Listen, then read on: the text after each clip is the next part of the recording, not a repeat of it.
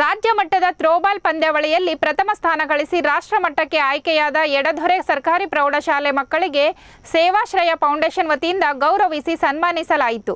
T. ನರಸೀಪುರದ ಎಡದೊರೆ ಸರ್ಕಾರಿ ಶಾಲೆ ಆವರಣದಲ್ಲಿ ಕಾರ್ಯಕ್ರಮವನ್ನು ಹಮ್ಮಿಕೊಳ್ಳಲಾಗಿತ್ತು.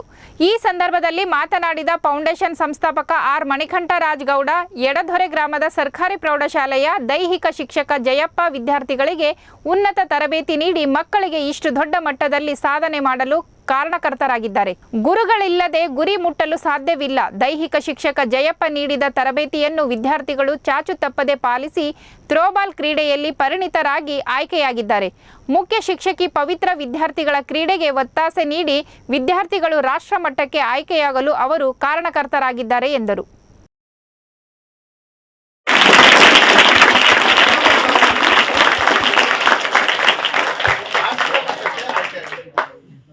ಏನಕ್ಕೆ ಮಾತಾಡ್ತಾ ಇದ್ದೀನಿ ಅಂದ್ರೆ, ರಾಷ್ಟ್ರಕವಿ ಕುವೆಂಪುರವರು ಅವರ ಸುಮಾರು ಕಾವ್ಯ ಪುಟಗಳಲ್ಲಿ ಒಂದೆರಡು ಕಾವ್ಯ ಬಾರಿ ಮನ್ಸಿಗೆ ನಾಟ ಅಂತ ಒಂದೆರಡು ಲೈನ್ ಇದೆ. ತುತ್ತ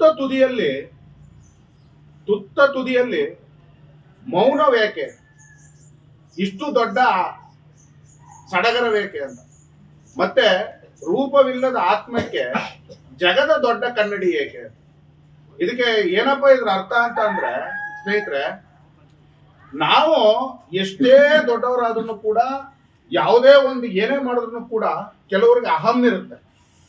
ನಾವು ಗೆದ್ದೆ ಗೆಲ್ತೀವಿ, ನಾವೇನೇ ಆದ್ರೂ ಇದನ್ನ ಮಾಡ್ತೀವಿ. ಏನಕ್ಕೆ ಮಾತಾಡ್ತಾ ಇದೀನಿ ಅಂದ್ರೆ, ನಾನ್ ಮಾಡ್ತಿರ್ತಕ್ಕಂಥ ಕೆಲಸನೂ ಕೂಡ ಅವಮಾನ ಇಲ್ಲ. ಆದ್ರೆ ಇವತ್ತು ಸಮಾಜದಲ್ಲಿ ಎಲ್ಲಾರನ್ನೂ ಒಗ್ಗೂಡ್ಸ್ಕೋಗೋದು ಬಹಳ ಕಷ್ಟಕರವಾದ ವಿಷಯ.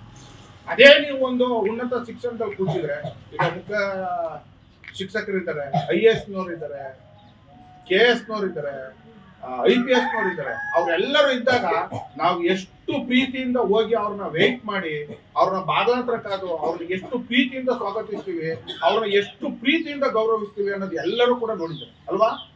ನೋಡಿದಿರುತ್ತಾನೆ. ಮುಂದಿನ ಜೀವನದಲ್ಲೂ ಕೂಡ ನನ್ನಾಗೆ ಸೋಷಲ್ ವರ್ಕ್ ಮಾಡೋದಕ್ಕಿಂತ ಮೊದಲು ವಿದ್ಯಾಭ್ಯಾಸ ಮಾಡಿ ಮಕ್ಕಳೇ ಅಂತ ಈ ಮೂಲಕ ನಿಮ್ಗೆಲ್ರಿಗೂ ಕೂಡ ಕಿವಿ ಮಾತು.